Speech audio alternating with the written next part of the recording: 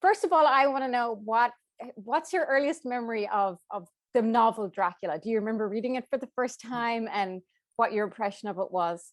Well, it's a question I get asked at least once in every interview, and I get it. I don't get tired of it because, the same way I would have fascination with somebody who is a relative of either, a movie star, a sports star, or an author. When did you first know, and how did it hit you? Well, this one hit me in a rather comical way, and that was growing up in Montreal, Canada. Halloween, we would have people come to the door, dressed up and ask for candy or trick or treat. And people would joke. And I sort of remembered around the age of 12 that people would joke, oh, the Stoker household.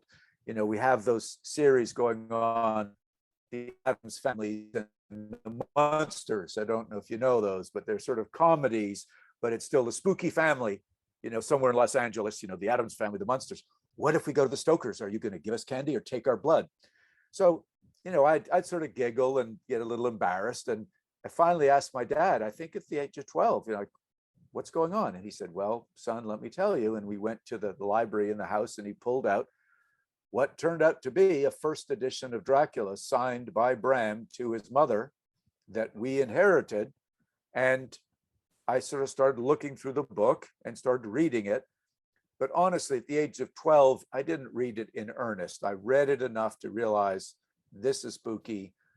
And then I remember watching, when I was at boarding school, The Fearless Vampire Killers, a movie that had the credits, loosely based on the Bram Stoker novel. And all my friends at school were poking me, going, oh, Stoker. That's so, again, another loose connection. But I didn't really get it. It's actually a complex book, and I read it in university at the age of 19. And I was supposed to do a report in English literature class. And I decided to dig a little deeper. And it was lucky for me that two Boston College professors wrote a book called In Search of Dracula that answered questions about my famous relative and who he based the story on, or who they thought he based the story on. So it's funny, it wasn't as if my family could answer those questions, because we're direct relatives of Bram's youngest brother. George Stoker's our great grandfather, and they were close, but it's not like there was this special book passed on down through the ages that says, now you need to know all the family secrets. It was up to you to figure it out. So reading Dracula at university for a particular cause and reading In Search of Dracula gave me some insight. But that was sort of it. I was so very interested in training for the Olympic Games, getting my degree, becoming a teacher. And it wasn't until about 2003 that I got this phone call from Ian Holt that said, I'm a screenwriter. I've got a screenplay that has not gone anywhere. It's sort of a continuation of Dracula, loosely based on the 1992 Coppola film. I think it would be great if a Stoker family member got involved and provided information about your relative, and have him become a character in the story. And I thought long and hard about it. I said, I don't like to do things halfway. I don't know that much about him. I said, look, can you wait a year? I'm just finishing off a contract of teaching at a certain school. I'm going to change jobs. I've got a part-time job lined up. This would be a great thing to do to fill that void, but I need to get up to speed before I can really throw my name, my family's reputation behind this. And he said, fine, it's waited this long. So he directed me to some places, and I started asking on the internet, different people, experts. And I would just say that the rest is history. That's how I got up to speed and sort of filled that void, starting at the age of, between 12 and 19, and then 19 till, I'm in my 50s, that I needed to become the family expert to totally understand Bram Stoker so I could represent him in writing. And in the process, I found all kinds of very interesting things in different museums, libraries, private archives, and also in Bram's great-grandson's attic in the Isle of Wight.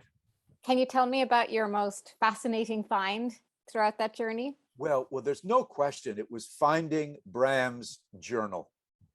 So you see, up until this point, what has to be put in perspective, Bram left no autobiography.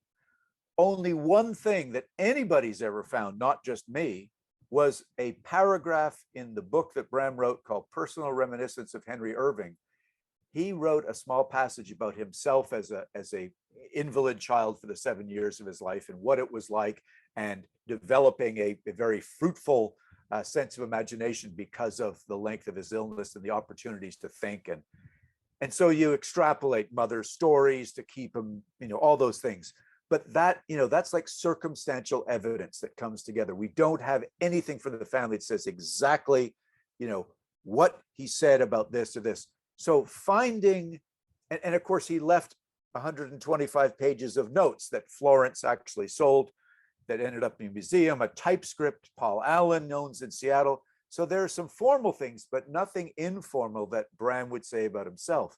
So finding his journal in the Isle of Wight in his great-grandson's home and being allowed to then publish it. I worked with Elizabeth Miller, who was a Canadian. She's since deceased. She was an expert in deciphering his Dracula notes. And between the two of us, it took us about a year. But I will tell you this, we really, really got to know Bram through his observations, through his writings as a young man at Trinity, when he was working in Dublin Castle, when he first started working for Irving. This was an 11-year period. That was fascinating. It's not like it told me all the secrets about where he got information for Dracula. That's my second most important find, but it was him as a person, understanding him. And of course, having been a teacher and an athletics coach, that's what I look for. I try to get inside people's heads, inside their lives, to understand them better so I could help teach them better. Did you have an aha moment where maybe you came across something and thought, oh, I always thought this, or I have that kind of quirk as well? Because so many things are sort of passed down, through genetics and bloodlines. Now that's one thing that most people don't ask. So I really appreciate you asking that. Thank you. And that is, I've had these moments, and I also look at my father. I mean, he passed away when I was only 22 or 3.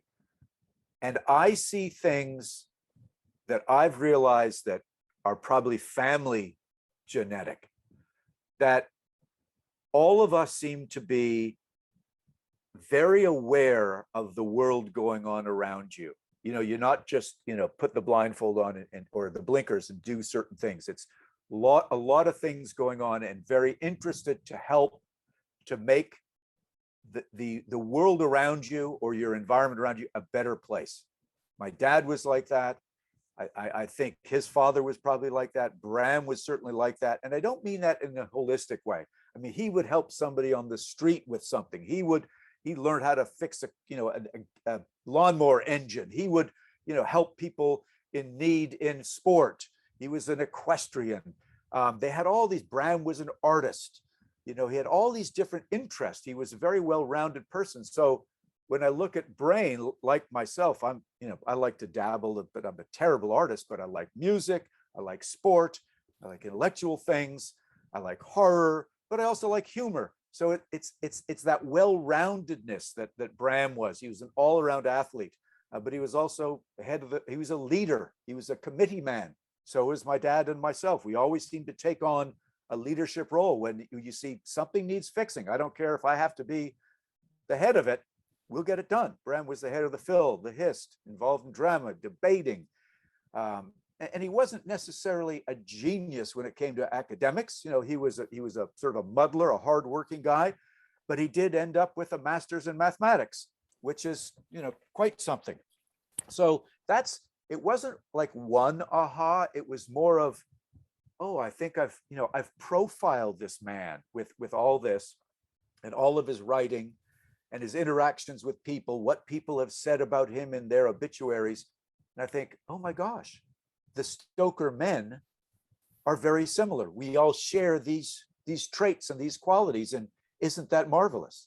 It's amazing. I mean, I read that, okay, of course he's a writer. He also was involved in theater, and he was a great sportsman. And all three can be said about you as well. I mean, that's in itself remarkable. Yeah, it is. Yeah. So what do you think about the impact that Dracula has had on global culture, and why do you think it made such a huge impression? Well, first of all, I think Bram would be really impressed. I mean, he was a humble man, but I think that, as a theater manager, Bram would have looked at a 125-year run of something he created as being pretty bloody, impressive when you consider Cats and Les Mis, with long runs. But here's 125 years, and it hasn't just been pigeonholed on stage. Obviously, it's on stage, but opera, ballet. It's moved into comedy. It's moved into horror. It's moved into anything from audiobooks to games to board games. I mean, it is everywhere in popular culture you can imagine. Sesame Street, all the way up to X-rated stuff. It is absolutely incredible. I keep, when I do my shows, I keep adding little things I find from different areas, adult beverages to car license plates to, it is just incredible, the reach in popular culture. And it's not just North American popular culture, it's European, not quite as much in Asia, but they still have a presence of Dracula. Of course, the book was published there. My books have been published there, but they also have, and this is answering your question, Bram found 13 countries when he was doing his research between 1890 and 1897. He found 13 in his research in the London Library and the Whitby Library that had some sort of a vampiric and a spirit or something equivalent to a spirit coming back from the dead and taking life in some form, either drinking blood or emotional life or something like that. So this is the unifying thing. Not only is it used to entertain, but there is a deep-rooted concern, let's just say, or interest that probably every culture or most every culture in the world experiences. And that is, its people think about life after death at some point in their life and consider the spirits of those gone before us. And are they resting in peace? Are they not? Where do they fit in the grand scheme of things, in that big question of the meaning of life and the meaning of death? And I am convinced that Bram had a serious interest in the occult. And this is not, cutting the necks of poor cats on Friday the 13th. This is beyond what people were being told in the day of religion. It was sort of this new enlightenment of people in the Victorian era of what is there? What else is there? And Bram was in good company with people like his friend Arthur Conan Doyle and Mark Twain and Prime Minister Gladstone and Winston Churchill, thinking about spiritualism and all this. So his novel touches on this, and I think that's reflective of everybody in the world that's read the novel or think about anything. It's a very common thing. What about life after death? And as Bram puts together what he knew was serious concerns with vampire scares in the Middle Ages, but also in the US. I mean, I found in his notebook a reference to the vampire scare of New England during the tuberculosis outbreak in 1896 in a newspaper article. 50 state-approved exhumations in New England alone. And there was Bram in New York tearing that out of a newspaper, sticking in his notes. Contemporaries, as well as 200 and 300 years before he wrote the novel. So it's got to tell you that he latched onto something that was already a flashpoint, let's just say, in the world, and continues to be. And there were, vampire stories before Dracula, of course, but somehow the way he depicted it was just absolutely captivating. Well, he made it real. That's, not that Carmela or Varney the Vampire or Polidori's the Vampire wasn't real, but he had an uncanny way of using train schedules, boat schedules that brought the Count into Whitby, that got trains into London, into Purfleet, into Exeter, all these places that people were very familiar with, and the London Zoo and Hampstead Heath and Spaniards Inn, that it was real places. And there's a term that Elizabeth Miller taught me. She said, Dacre, your great-granduncle perfected in this book, creating the willful suspension of disbelief in his readers. Yes, it was a supernatural novel, but he made it feel so realistic that just for a few moments, anytime someone's reading the story, they would think, is this possibly real? And I think that's what separates it just a little bit.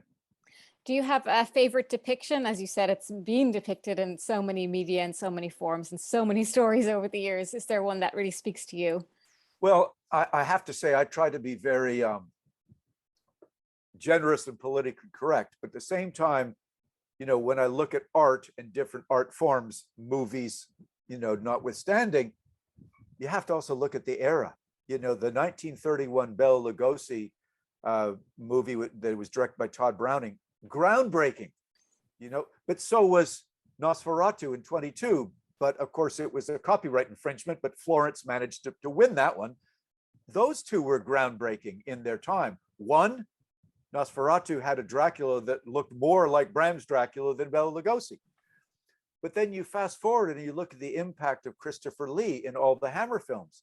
As the films had more technology and obviously more money and better sets, the films just got better and better. You fast forward to the 92 Coppola film, and all of them have taken liberties with the novel. So I certainly recognize that when it says, which ones do I like the best, it's not necessarily the most faithful to the novel. That really is the 1977 BBC three-part series that Louis Jourdan starred as the Count Dracula, but that's not my favorite. It's the most faithful. I really like the 92 Coppola film because it had great stars. It entered into the film world at just the right time to sort of give vampire movies a resurgence. It introduced love story to it, which was not Bram Stoker's Dracula at all, but it worked for that movie and for the script that Jim Hart wrote. So if I had to, come down to just one and recognizing all those other elements that I mentioned, that it would be the 92 Coppola that I like the most, but also just saying it's not the most faithful. Now, you've written a prequel and a sequel to Dracula. So, I mean, this is a story, as you know, people absolutely love, and everyone has their own idea of Dracula. What is the biggest challenge to expanding that story? Oh boy, I learned that the hard way, because when Ian Holt and I, along with our historic researcher, Alex Gallant, wrote Dracula the Undead as a continuation of the story, we weren't strong enough writers, honestly, to write in the epistolary style. That, I got back to that in Dracula, but what I learned was there are people passionately, let's say extraordinarily passionate, connected to this novel. And when Ian and I did not write it in the epistolary style, and I wouldn't say took liberties, but we did in a way, we extrapolated 25 years after Dracula ended, what would some of these characters be like? Of course, we felt they deserved to be updated. So the character of, let's say, Jonathan Seward, for instance, the doctor, heartbroken, you know, that he wasn't chosen to be Lucy's wife, and Lucy was killed, and he experienced, you know, a lot of, you know, anxiety or depression because of that. It would be normal, as it was with doctors, to become morphine addicts. So, you know, we did these things that we felt were justifiable, but a lot of the really, really hardcore Dracula fans is, how dare you change anything about what your great-granduncle did? So that was a lesson learned. It's still a good story, became an international bestseller.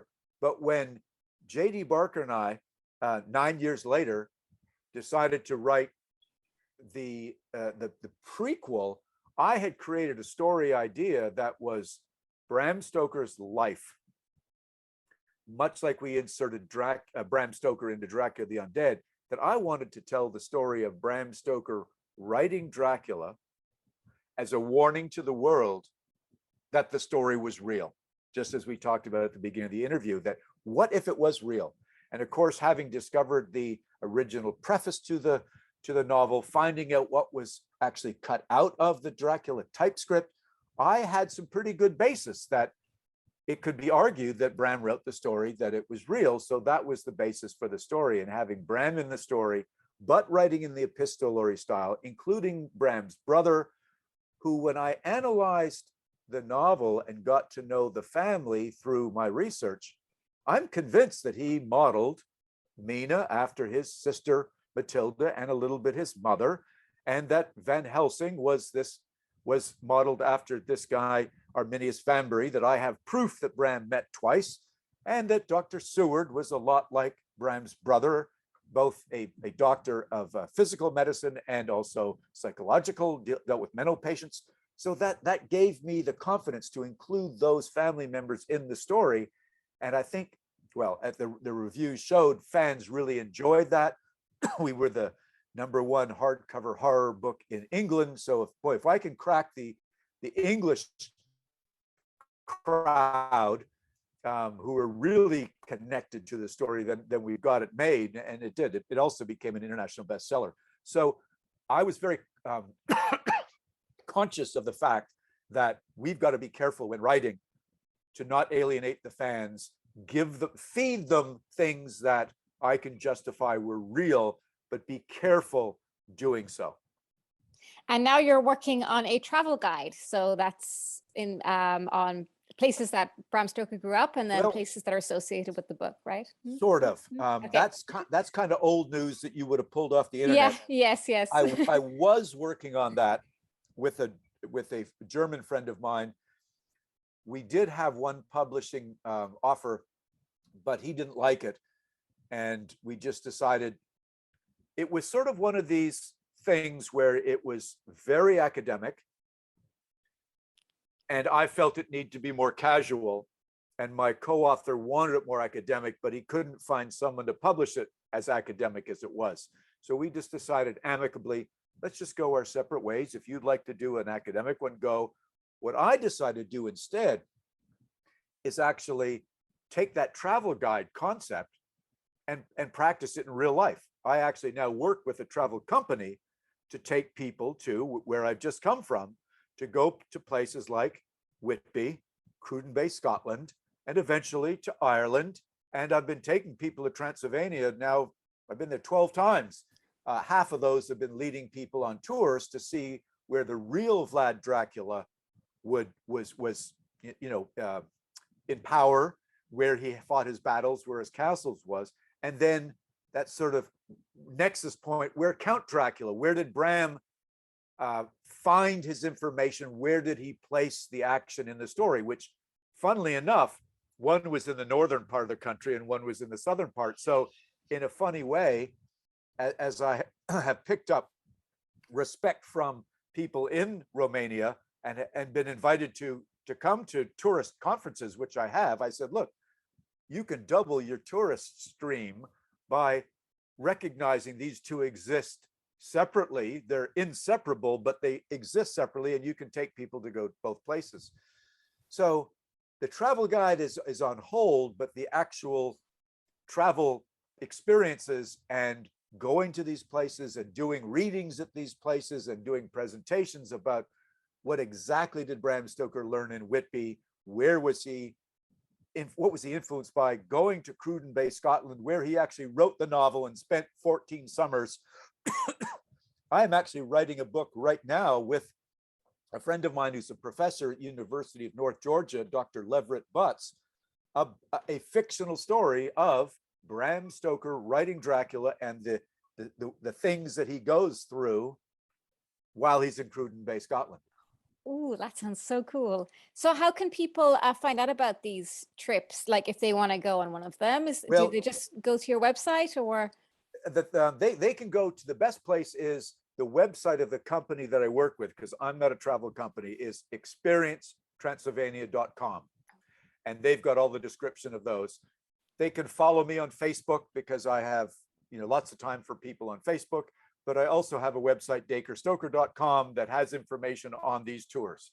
Now I wanted to talk about the 125th anniversary, of course. That's why we're running the piece. So you mentioned you're going to be in Dublin. You're going to be giving a talk. what else are you doing to mark the anniversary?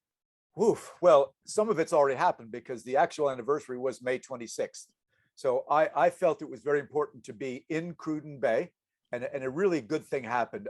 I feel that it's important to leave a legacy. You know, Bram's left his legacy, and my legacy is promoting Bram.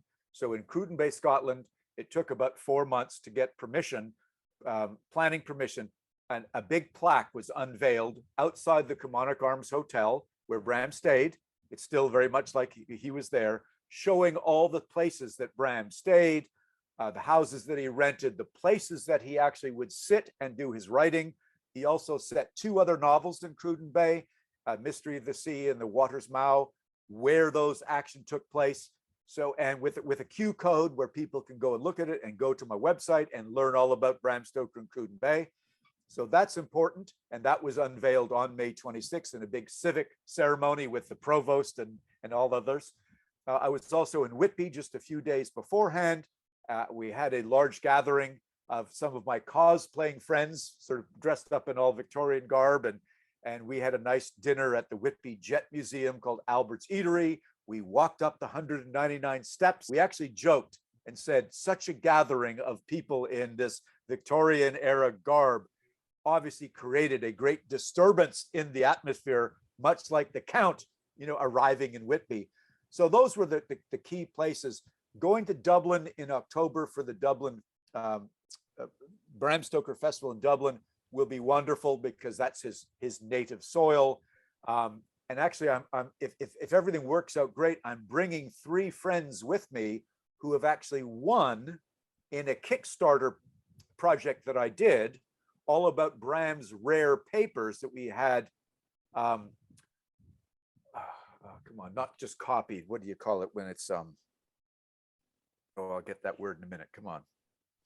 When we actually had notes from his notebook. Like transcribe and well, no, it's when reproduced, oh, okay, right. But antiqued, you know, not just stuck in a photocopier. But this man bought a trip with his wife to come to Dublin and present it to him in Marsh's library, where Bram actually did some of his research as a college student. So we'll go back and see all the sites associated with Bram, his university days, where he lived in Dublin. And then, of course, when hopefully the war in Ukraine settles down and there's not so many refugees coming into Port Transylvania, that we will continue going to these places and enjoying what I've discovered there. And what I've discovered there, with the help of the guide Hans de Roos from the travel guide, is the map coordinates in Bram's notebook actually now shows us where he planned to have his fictional castle Dracula. I went there 2 years ago before the pandemic. I brought up a plaque with the permission of the Colomani National Park in northeastern Transylvania.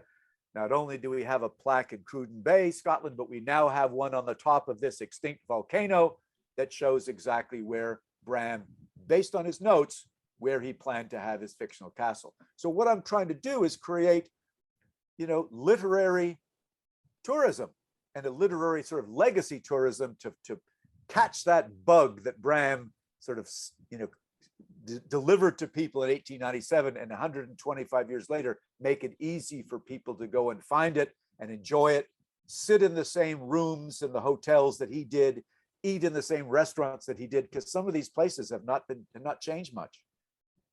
How do people respond when you tell them your last name? Do they immediately think of Bram Stoker, or do you have to kind of prompt them a little?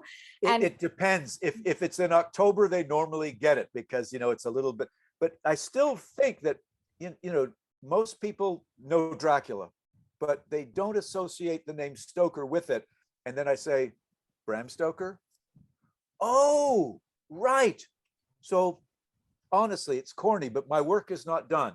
You know, I really want people to associate my great-granduncle with Dublin, with his work there, with his being a student there, the rest of the family, so people understand Bram and get turned on to his other writing as well. It's not just Dracula.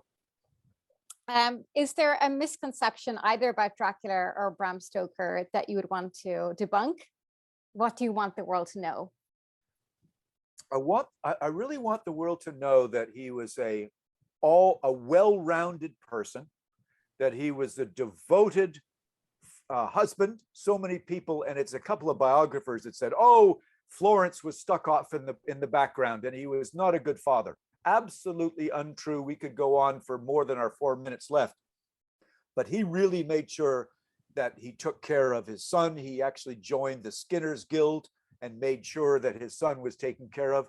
Members, Bram's great-grandsons, one is still a member of the Skinners Guild because of that. Florence, his wife, was taken to the theater by his brothers, my great-grandfather being one of them, because Bram was working. So she wasn't left behind. They had a wonderful life together and a very healthy marriage. And he was a very well-rounded person. He didn't have, he wasn't sort of, drug-induced like you think. His early childhood mysterious illness and the possible bloodletting and the stories his mother told him did plant the seeds for a very fertile and dark sense of imagination. But he was a natural storyteller, and he knew what his audience would want.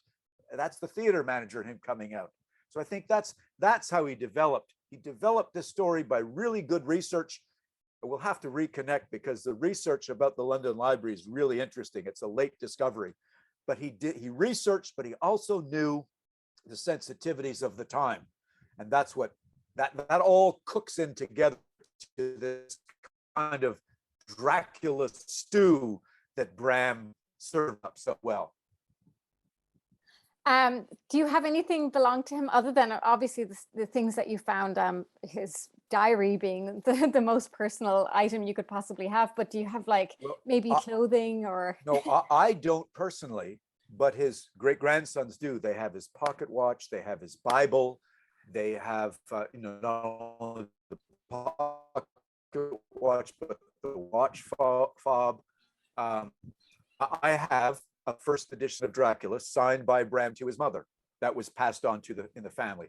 I have a nice bowl that Ellen Terry, the leading lady at the Lyceum, gave to my great-grandfather when, as a doctor, he saved her life because she had such a bad infection from getting just a splinter of some kind of wood in her, and she had a terrible fever and infection, and George Stoker saved her. So I have that. But just realize since I'm not a direct descendant, I don't have any personal effects. But the cousins do. They've got some of his medals. I've gone on auction and purchased some letters that Bram wrote. I've purchased some sketches that he drew. So yeah, I've been collecting things, some other books, some of his other first edition books as well. So I'm a collector, but I haven't been lucky enough just to get them given to me. Thank you so much for your time. It was honestly an honor to speak with you. So, I've been telling everybody, guess who I'm interviewing? But I appreciate that. Thank you so much. This was wonderful. Okay. It was such a pleasure. Thanks, you too. Bye-bye.